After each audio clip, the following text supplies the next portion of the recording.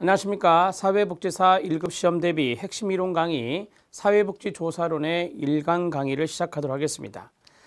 자, 사회복지조사론은 여러분들이 많이 좀 힘들어하는 영역 중에 하나다 이렇게 말씀드릴 수 있고 시험에서도 많이 어렵게 출제가 되는 경향이 있습니다. 사회복지조사론의 25문제에서 20문제 정도를 예상 목표로 잡고 공부를 하셔도 됩니다. 사회복지조사론의 영역에서 여러분들이 좋은 점수를 얻을 수 있는 방법은 딱 두 가지 정도로 추천해 드릴 수 있습니다. 첫 번째는 기출문제들을 잘 보셔야 됩니다. 이 사회복지조사론의 2011년도 문제부터 현재까지 나왔던 모든 문제들을 보면 난이도가 잘 조절되어 있습니다.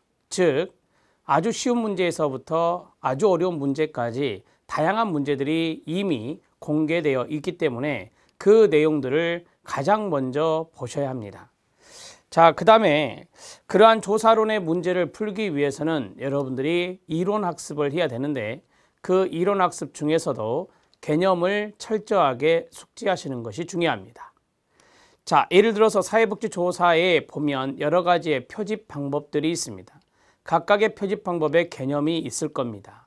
타당도의 종류에도 여러 가지가 있는데 각각의 타당도의 개념을 잡아주시고 신뢰도의 추정 방법이 여러 가지가 있는데 각각의 개념을 잡아주시기 바랍니다. 내용 분석이라든지 실험 설계라든지 단일 사례 연구 설계 이런 것들이 시험에 잘 나오는 것들인데 이게 과연 어떠한 것이냐라고 개념 정리를 가장 먼저 해 주셔야 합니다.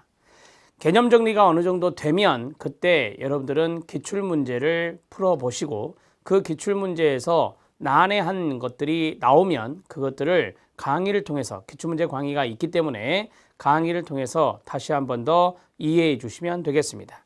자, 그러한 방법으로 해 주시고 여기 핵심 요약 강의죠. 핵심 요약집에 있는 핵심 요약 강의가 그나마 여러분들에게 시험에 잘 출제되는 영역들이다라고 모아놓은 겁니다. 이 내용들을 숙지하는 것이 좋은 학습 방향이 되겠습니다. 1강은 워밍업을 해보겠습니다. 1강 강의에서 한 문제 내지 두 문제가 출제될 수 있는데요. 안 나오지는 않습니다. 나옵니다. 한 문제 내지 두 문제가 출제된다라고 보시면 되겠습니다. 1번부터 보겠습니다. 사회복지조사의 목적과 절차가 있습니다. 여기에서 중요한 것은 절차가 되겠죠. 사회복지조사에는 과정이란 게 있습니다. 그것을 묻는 것인데요. 목적을 간단하게 보죠. 사회복지조사이기 때문에 사회적 욕구를 이해하고 사회복지 실천 방법의 기초가 되고 사회복지 실천의 효과를 측정하고 이런 것들을 효과성 평가조사 중에 하나죠. 사회복지 이론과 실천의 과학화, 사회계획 이런 것들이 바로 사회복지조사를 하는 목적이 되겠습니다. 사회계획은 욕구조사와 관련성이 있겠죠. 욕구를 파악해서 사회계획을 수립할 수 있기 때문입니다. 자, 이제 조사 절차가 있는데 거기에 별표를 하나 쳐주시고 문제의 선정, 이거를 문제제기라고 하죠. 가설 설정, 연구 대상의 선정, 조사 설계, 다른 말로 조사 디자인이라고 합니다. 개념화 및 조작화가 있습니다. 이 대목이 들어가면 조금 어려워지기 때문에 잘 알아두십사라고 해서 밑줄을 쳤습니다. 개념화 및 조작화는 어떤 이야기냐? 바로 질문지, 즉 촉도를 제작하는 것이 되겠습니다. 우리가 조사 설계가 끝나면 그 다음에 촉도 구성을 하게 되거든요.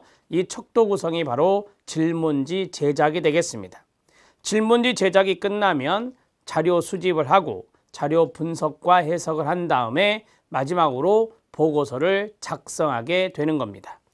조사 절차, 조사 과정에 대해서 판설해 보도록 하겠습니다.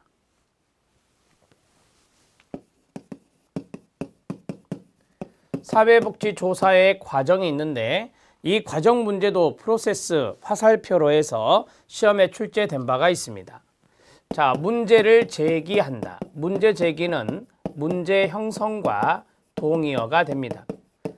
자, 문제 제기가 끝나면 가설을 설정하고 그 다음에 가설 설정이 끝나면 조사 설계, 조사 디자인을 하고, 조사 디자인이 끝나면 자료 수집을 하고, 그 다음 자료 분석과 해석을 하겠죠. 분석과 해석을 거쳐서 논리적으로 조사 보고서를 작성하게 되는 겁니다. 지금 제가 말씀드린 이 순서가 가장 시험에 잘 나오는 단어들입니다. 여기에서 두 가지를 제가 첨삭을 해보겠습니다. 문제 제기하고 가설을 설정한 다음 이 자리에 바로 연구 대상 선정이 들어갑니다. 연구 대상 선정이 들어가고, 자, 이것보다 더 중요한 것이 바로 아까 했던 척도 구성의 개념화 및 조작화입니다. 자료를 수집하기에 앞서서 척도를 제작해야 되겠죠. 이게 바로 개념화 및 조작화다, 이렇게 정리할 수 있습니다. 조작화라고 하는 것은 측정 가능하게 하는 것을 조작화라고 합니다. 이 조작화, 나중에 조작적 정의를 배우시게 될 건데, 개념화 및 조작화는 바로 질문지를 작성하는 것이 된다, 이렇게 정리하시면 됩니다. 동의어는 척도 구성이 되겠습니다. 자, 이렇게 조사 절차를 쭉 알아놓으시면 되겠습니다. 이 가설 설정에서 가설 나중에 나올 겁니다. 조작적 정의화 하는 겁니다. 가설은 측정 가능하게 두 변수 이상의 잠정적인 진술로서 측정 가능하고 관찰 가능하게 진술해 놓은 것을 가설이라고 말합니다. 조사 디자인, 조사 설계는 연구의 전체적인 과정을 계략적으로 디자인하는 것을 말합니다. 그것을 조사 설계라고도 하죠. 자, 조사 과정은 이 정도 설명하고 나중에 뒤에 나오니까 그때 또 보시죠. 자, 2번은 연역법과 귀납법입니다. 별표를 쳐주시기 바랍니다. 연역법과 귀납법은 암기법이 있습니다. 연두귀미입니다. 자, 연두귀미는 연역법은 두괄식이고 귀납법은 미괄식이라는 겁니다. 연역법은 바로 이론이 앞부분에 오는 것이고, 이론이 앞부분에 오는 거고, 귀납법은 이론이 뒷부분에 오는 겁니다. 이렇게 해서 정리하시면 됩니다. 자, 거기에 보면 이론, 가설, 조작화, 검증, 이론이 있습니다. 자, 이론에 제가 가로를 쳤죠. 한 사이클이 이론에서부터 검증까지라는 겁니다. 그럼 이론이 앞에 있는 거고요. 귀납법을 보면 주제 선정, 관찰, 유형의 발전, 임시 결론이 있습니다. 임시 결론이 이론이 되는 겁니다. 자, 따라서 이러한 것들로 나오게 되면 이거는 귀납법이다. 이렇게 순서를 묻는 문제가 잘 출제가 됐다, 이렇게 보실 수 있습니다. 자, 순서를 밑에다 써 보겠습니다. 이론이 앞부분에 있다라고 했으니 이론부터 시작을 합니다. 이론의 내용은 이제 선행연구가 되겠죠. 그 다음에 가설을 설정하고, 가설 설정하고 나서 검증을 합니다. 이렇게 정리가 되죠. 그리고 나서 다시 이론은 이렇게 깔릴 거예요, 시험에는. 그러면은 이론과 이론이기 때문에 한 사이클은 여기서부터 여기까지가 됩니다. 그래서 이론, 가설, 설정, 검증, 이렇게 해서 이론이 앞부분에 오면 우리는 연역법이구나, 이렇게 정리할 수 있습니다. 가설, 조작화, 검증인데 만약에 조작화가 들어간다면 여기에 조작화가 들어갈 수 있다, 이렇게 참고하시면 되겠죠. 우리가 이제 가설을 설정하고 조작하는 작업이 질문지를 작성한다 그랬으니 조작화의 자리는 이쪽에 들어갈 수 있겠습니다. 자, 그 다음에 이제 귀납법을 또 써보면, 귀납법은 이론이 뒤쪽에 있는데 우리가 이제 결론, 임시 결론이라고 시험에 나온 적이 있는데 이게 바로 이론이라고 보시면 되는데요. 주제 선정을 하고, 교재에 있는 대로 주제 선정을 먼저 잡았습니다. 자, 그리고 관찰을 하고, 그 다음에 유형의 발전, 그리고 임시 결론인데 이것을 이론으로 출제를 할 겁니다. 그리고 나서 주제 선정을 다시 줍니다. 시험에서 주제 선정을 다시 주면 여기 겹쳤잖아요. 따라서 한 사이클이 이렇게 된다라고 보시면 됩니다. 한 사이클을 묶었을 때 이론이 뒷부분에 있으면 이것은 바로 귀납법이다. 이렇게 정리할 수 있다는 겁니다.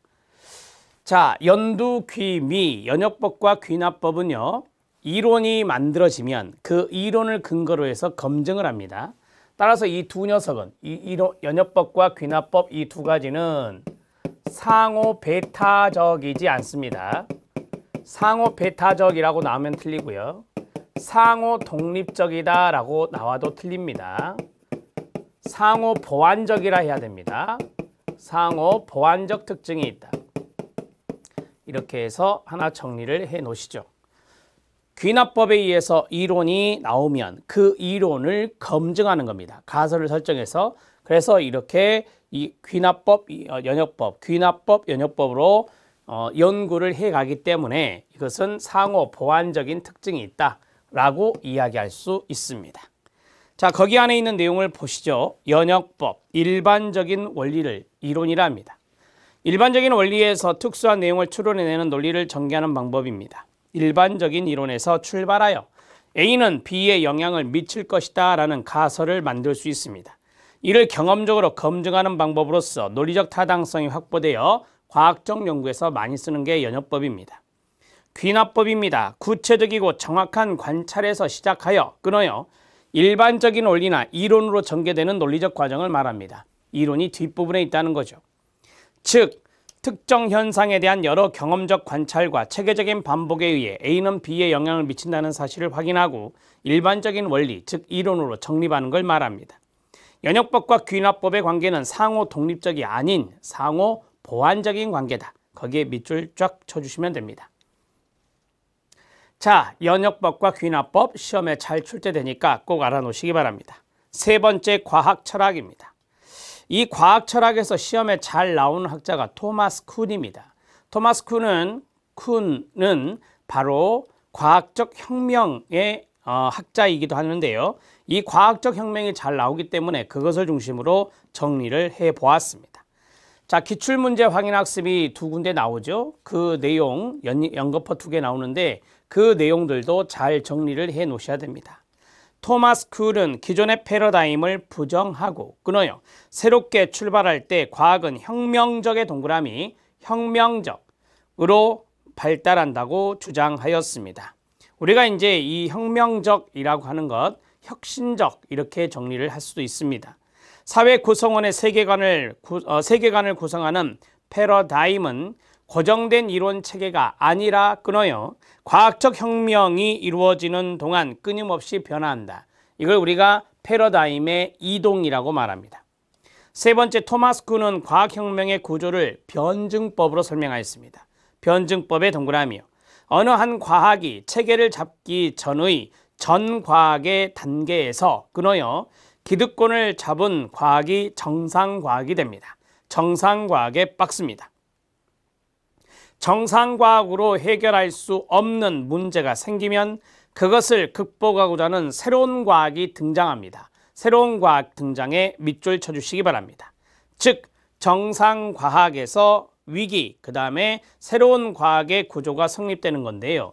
이 정상과학을 바를 정, 그 다음에 위기를 돌이킬 반, 그 다음에 이 두 가지의 장단점을 보완하는 그러한 것들이 바로 새로운 과학이 되겠죠. 이걸 합이라고 해서 정반합의 원리인 변증법으로 설명하고 있는 게 토마스 쿤의 과학적 혁명입니다. 새로운 이론도 영원히 완벽하지 않는 한 또 다른 위기에 의해 새로운 과학으로 변하게 되는데요.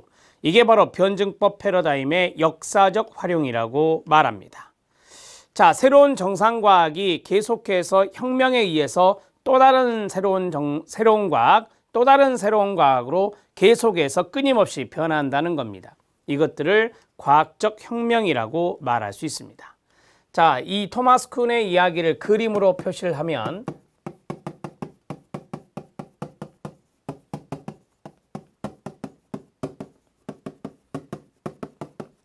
자, 혁명이라는 단어가 나왔죠. 우리가 이제 토마스 쿤의 과학적 혁명의 첫 번째, 이것을 우리가 전과학이다 이렇게 말합니다. 앞전자를 써서 전과학이고, 자, 이것이 혁명에 의해서 정상과학이 됩니다. 혁명에 의해서 정상과학이 됩니다. 이 정상과학은 또 혁명에 의해서 새로운 과학이 됩니다.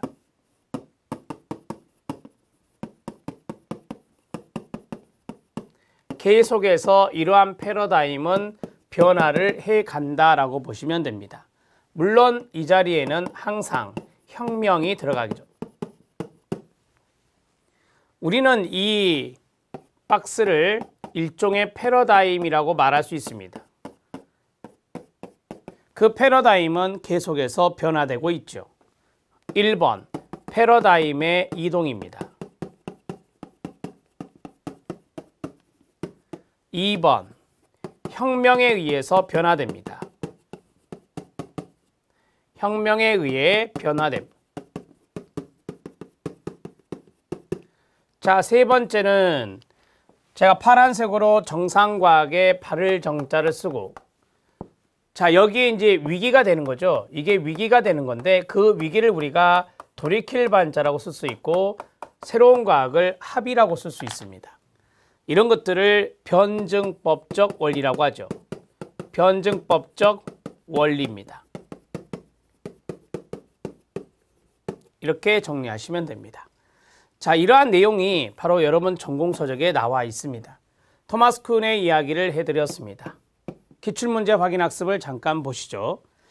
사회과학의 패러다임이 폐기되는 경우에는 폐기의 동그라미요, 자연과학의 패러다임에 비해 흔하지 않다라고 했습니다.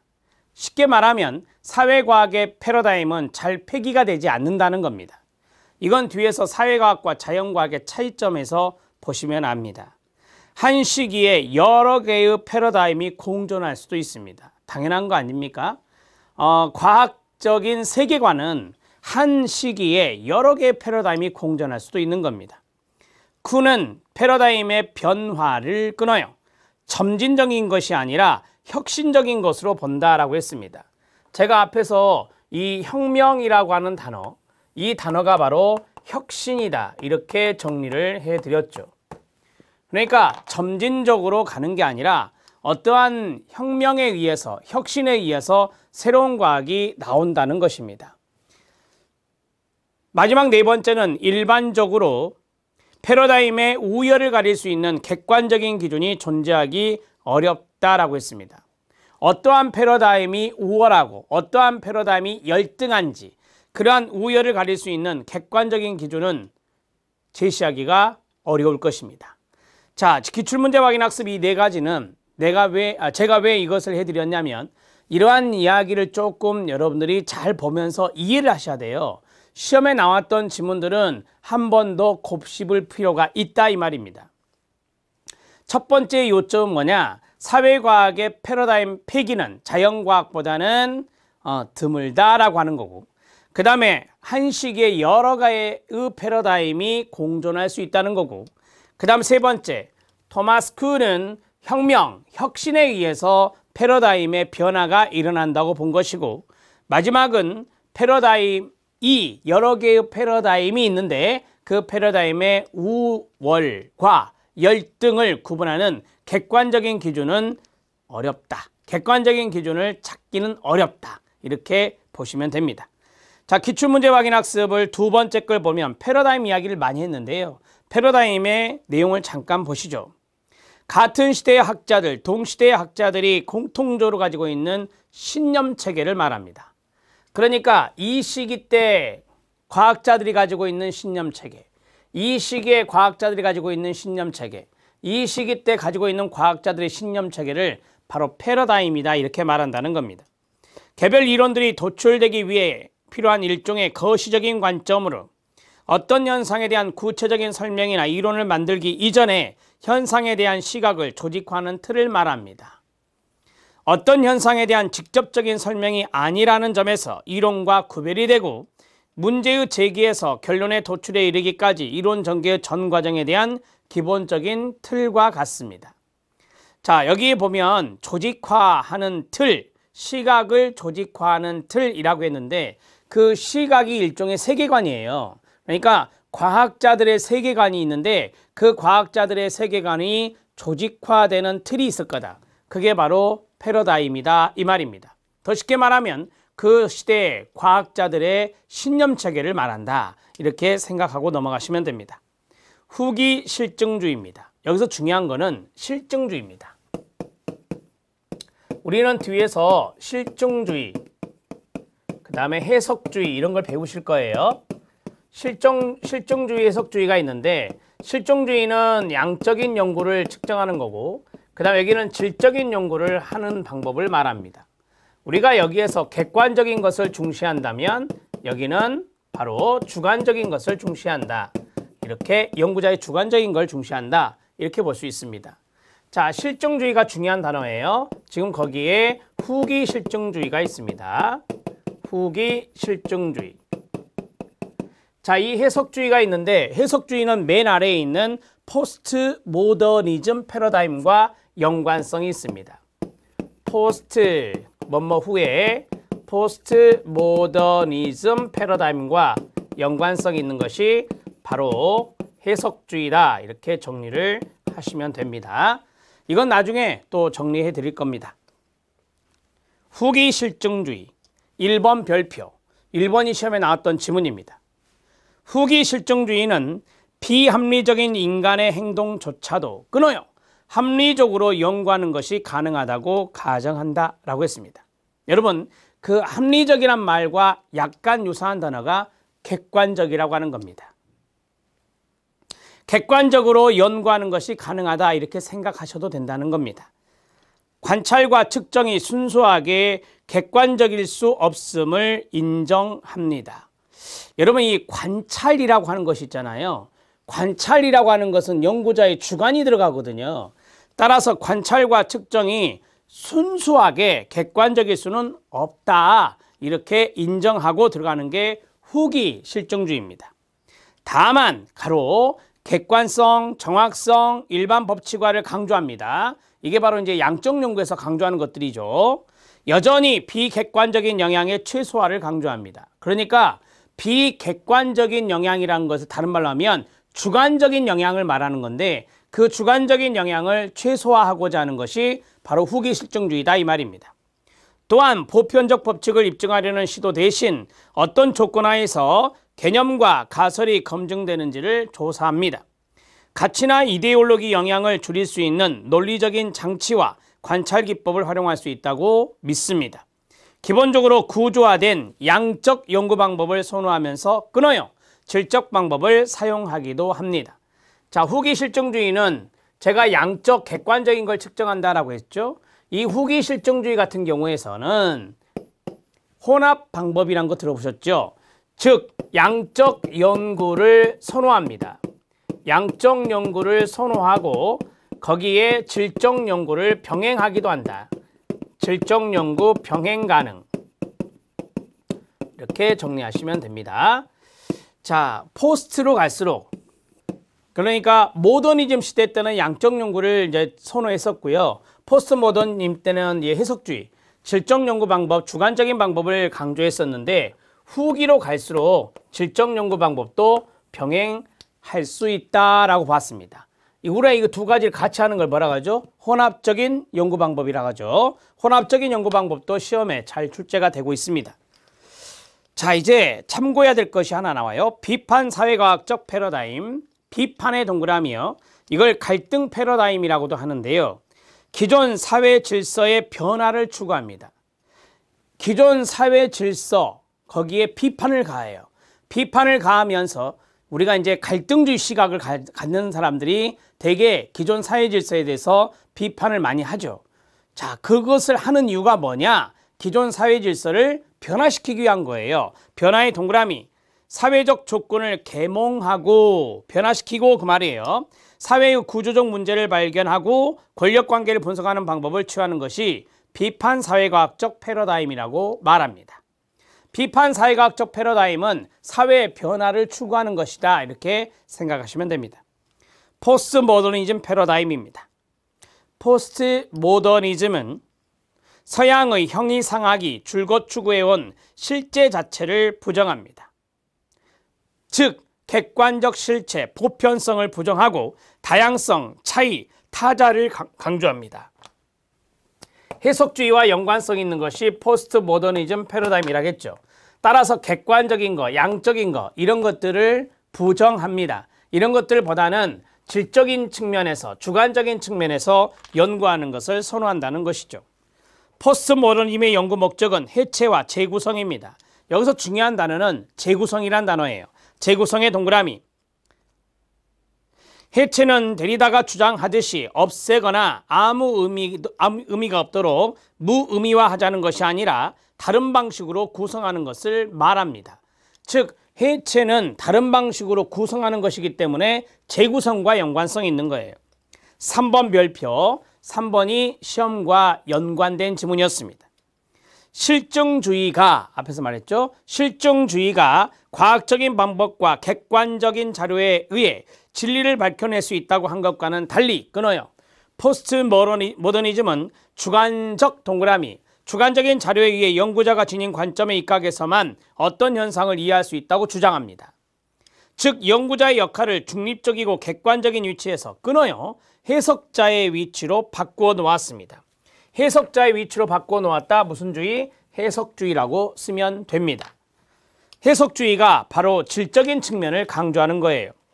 포스트 모더니즘 패러다임에서 자료는 기존 이데올로기의 해체와 타자성에 대한 관심을 부각시키는 데 사용하고 있습니다. 기존 이데올로기가 뭐겠습니까? 앞 말씀드렸던 실증주의를 말하는 거예요. 기존 이데올로기가 실증주의가 먼저고 해석주의가 나중이기 때문에 실증주의가 바로 기존 이데올로기가 되는 거고요. 그러한 것들의 해체, 그 다음에 타자성에 대해서 이제 강조한다. 이런 것들이 앞에서도 나왔었죠. 그래서 주관적이면서 그 다음에 질적이면서 타자 이런 것에 관심이 있다라고 보시면 됩니다. 다양성, 차이점 이런 것들을 강조하는 것이 포스트 모더니즘이 되겠습니다. 자, 우리가 이제 사회과학과 자연과학의 차이점에 대해서 봐야 되는데요. 여러분 여기에서 한 문제가 예상되는데 사회과학의 별표를 해주시기 바랍니다. 우리는 사회복지조사론을 배우고 있고 사회복지조사는 사회과학적 의미가 있는 겁니다. 그래서 우리는 사회과학에 더 집중해야 합니다. 첫 번째, 사고의 도식화에 대한 끊어요. 타당성의 의문을 제기합니다. 여러분 우리가 생각, thinking이라고 하는 사고가 있잖아요. 그러한 사고의 도식화를 쉽게 말하면 공식화하는 거거든요. 공식화하는 겁니다. 사고에 대한 공식화가 어렵죠. 사회과학은. 우리가 많은 사회 현상이 있습니다. 그 사회 현상에 대해서 비판적인 시각을 갖고 연구를 하고자 합니다. 그럴 때 이것이면 이것이다 라고 공식화하는 것은 어렵다라고 하는 거예요. 그래서 사고의 도식화에 대한 그러한 것들에 대해서 의문을 제기할 수밖에 없다라고 하는 거고요. 그게 타당하냐? 타당하지 않을 수도 있다라고 하는 거죠. 그 다음에 확률적으로 설명한다. 확률적으로 설명이 가능하다는 것은 뭐뭐이다가 아니라 뭐뭐일 것이다 이렇게 추론하는 겁니다. 추론 밑에 나올 거예요.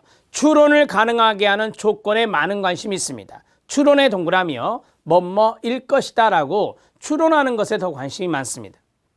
사회문화적 특성에 영향을 받는다. 당연한 거 아닙니까? 사회과학이기 때문에 사회과학적 의미가 있기 때문에 사회문화적 영향을 많이 받는 겁니다. 그리고 독창적이고 유일한 성격의 학문의 별표.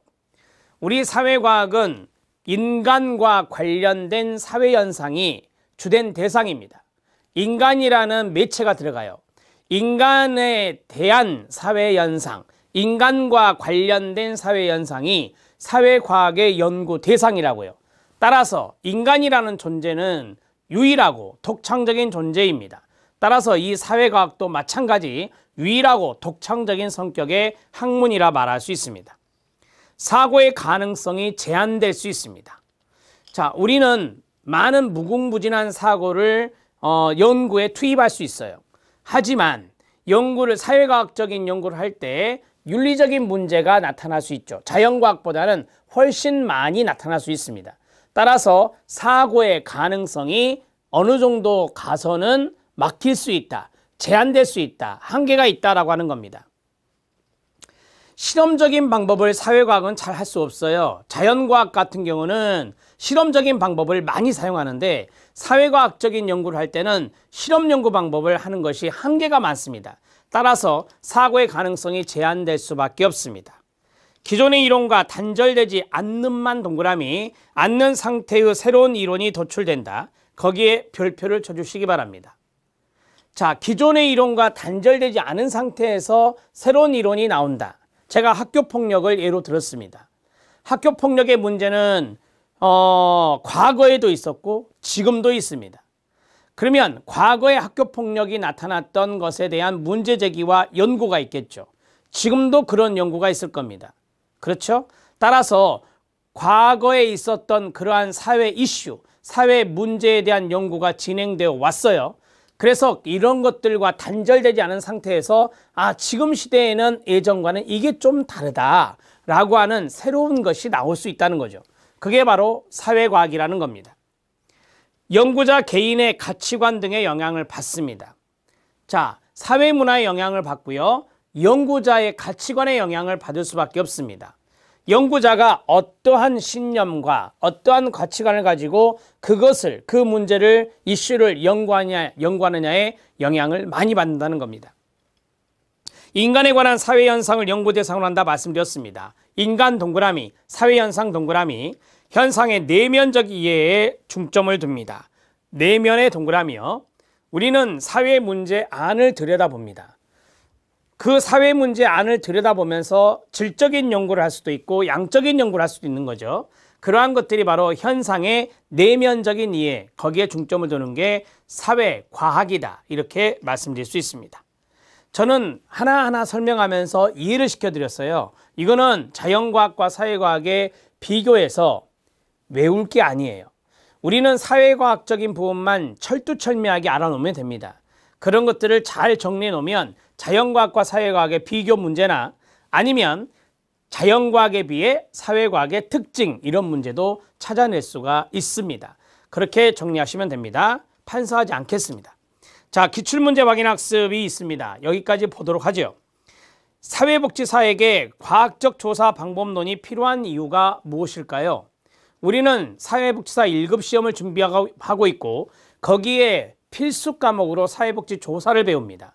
그리고 1교시는요, 사회복지의 기초 과목인데 그 사회복지의 기초에 사회복지 조사가 들어가 있어요. 왜 필요할까요? 1번입니다. 실천 현장에서 수행하는 업무에 조사 관련 지식이 필요합니다. 실천 현장에서 해야 될 조사가 2개 있어요. 욕구조사와 평가조사. 이런 거를 하려면 조사 방법론의 지식이 있어야 됩니다. 2번째, 서비스의 질을 높일 수 있는 실천기술 개발을 위해 필요합니다. 실천기술 개발에 가로쳐 주시기 바랍니다. 자, 어떠한 실천 기법 기술을 활용했습니다. 평가를 하겠죠. 그 평가에서 문제점이 발생하면 그러한 것들을 보완할 수 있는 기술을 개발해야 되겠죠. 지역 주민의 욕구조사를 위해 필요하다. 욕구조사 말씀드렸고 밑줄. 사회복지사가 제공하는 서비스에 대한 평가의 동그라미. 평가를 위해 필요하다. 무슨 조사? 평가조사입니다. 1, 2, 3, 4 아시겠죠? 이런 것들이 다 시험에 나왔던 지문들입니다. 그 다음에 사회복지조사에 윤리가 있죠. 윤리 문제는 꼭 한 문제 나옵니다. 윤리 문제는 안 빠지고 나오니까 정리해 놓으시고요. 연구 대상을 관찰하기에 앞서 끊어요. 그들의 동의를 구해야 되나요? 네, 당연한 겁니다. 고지된 자발적 동의를 받아야 되겠죠. 2번, 반드시 연구로부터 얻을 수 있는 끊어요. 사회적 이득이 비용을 초과해야 하는 것은 아니다. 자, 거기 우리가 사회적인 비용이 있고 사회적인 이익이 있잖아요. 이왕이면 이익이 더 높은 게 좋겠죠. 그런데 반드시 이익이 높아야 되나요? 그렇지 못하는 경우도 있습니다. 비용이 더 많이 들어갈 때도 있어요. 그래서 2번 같이 읽어봐요. 시작. 반드시 연구로부터 얻을 수 있는 사회적 이득이 비용을 초과해야 되는 것은 아니다. 이렇게 정리하시면 됩니다. 시험 문제에서는 이렇게 낼 수도 있겠죠. 반드시 사회적 비용이 사회적 이익이 사회적인 비용을 초과해야 한다. 안 그럴 수도 있거든요. 따라서 그런 지문이 나오면 틀린 지문이에요. 세 번째, 조사 과정에서 드러난 문제점과 실패도 모두 보고해야 됩니다. 자, 여러분 우리가 욕구조사를 했다, 평가조사를 했다라고 가정합시다. 사회복지사로서. 근데 여기에서 어떤 한계가 있었고 어떤 문제점이 있었는지 말해야죠, 기관장한테. 자, 그 다음에 네 번째, 비밀이 보장되더라도 익명성이 보장되지 않을 수 있다. 별표. 면접조사가 여기에 해당될 수 있거든요. 면접조사는요, 찾아가서 면담하는 겁니다. 따라서 익명성이란 게 없어요. 익명성이란 게 없어요. 단 면접조사 내용은 비밀 보장을 해야 되죠. 당연한 거 아닙니까? 같이 읽어요. 시작. 비밀이 보장되더라도 익명성이 보장되지 않을 수 있다. 이게 바로 면접조사의 사례다. 이렇게 정리하시면 돼요. 자, CF, 익명성과 비밀 보장, 비밀성이 있습니다. 익명성과 비밀성이 같은 말 아닌지 아시죠? 다른 말입니다. 익명성 보장, 조사 대상자의 신분을 노출시키지 않는 것으로 설문조사 시 조사 대상자의 성명 등을 표기하지 않는 등이 익명성 보장이라고 합니다. 대표적인 조사가 뭐죠? 네, 우편조사입니다. 우편조사요. 면접조사에서는 조사 대상자의 익명성 보장이 어렵다고 말씀드렸죠. 익명성 보장이 중요한 조사는 다른 조사 방법을 활용하게 되는데 그게 뭐라고요? 우편조사라고요. 일명 질문지법이라고 하죠. 비밀보장, 조사 대상자의 응답 내용을 노출시키지 않는 겁니다. 이것이 바로 비밀보장이에요. 익명성이 보장되지 않으면 조사 대상자의 응답 거부를 유발하게 되는 겁니다. 자, 어떤 사람의 이름, 성명이 노출된다? 그럼 응답하지 않을래요? 라고 말할 수 있다는 거죠. 응답 거부의 유발, 이런 것들이 나타날 수 있는 거고요. 비밀 보장이 이루어지지 않을 경우 조사 대상자의 불성실한 응답 가능성이 나타날 수 있습니다. 자, 그러면 여기에서 우리가 기억해야 될 것은 이겁니다. 익명성 보장과 비밀 보장이라고 하는 것은 다른 개념이구나. 익명성이 보장되지, 거기 있는데 4번대로 익명성이 보장되지 않으면서 비밀 보장을 해야 되는 경우가 있다. 또는 비밀 보장이 되더라도 익명성이 보장되지 않을 수 있는 경우가 있다. 그게 바로 뭐다? 면접조사다. 이것이 최근 시험에 박스 문제로 나온 거예요. 1, 2, 3, 4가 기역, 니은, 디귿, 리을로 나온 거거든요. 그런 문제를 꼭 확인해 주셔야 됩니다. 자, 기출문제 확인 학습까지 말씀을 드렸습니다. 여러분들이 앞에 판사한 내용 조사 과정, 그 다음에 연역법과 귀납법, 토마스 쿤의 여기 과학 철학, 그 다음에 실증주의 해석주, 이거는 뒤에 질적연구 방법론에 또 나올 거예요. 그때 또 말씀을 드리겠습니다. 자, 워밍업을 해봤습니다. 1교시는 워밍업이고 여기서 한 문제 내지 두 문제가 출제된다 말씀드렸습니다. 이제 시작을 하셨으니까 조사 방법론이 조금 어렵더라도 인내심을 갖고 열심히 들어주시기 바랍니다. 수고하셨습니다.